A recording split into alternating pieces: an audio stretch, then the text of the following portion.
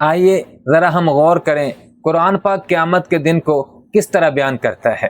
بے شک فیصلے کے دن کا وقت مقرر ہے، جس دن کے سور میں پھونکا جائے گا، پھر تم فوج در فوج چلے آؤ گے، اور آسمان کھول دیا جائے گا تو اس میں دروازے دروازے ہو جائیں گے، اور پہاڑ چلائے جائیں گے، پس وہ سراب ہو جائیں گے۔ بے شک دوزخ گھات میں ہے، سرکشوں کا ٹھکانہ وہی ہے، اس میں وہ مدتوں تک پڑے رہیں گے، نہ کبھی اس میں خنکی کا مزہ چکھیں گے، نہ پانی کا سوائے گرم پانی، اور بہتی پیپ کے ان کو پورا پورا بدلہ ملے گا۔ میرے بھائیو، دیکھیے قرآن پاک آخرت کے دن کو کس طرح بیان کرتا ہے، لیکن آج ہم ذرا اپنی زندگیوں میں غور کریں۔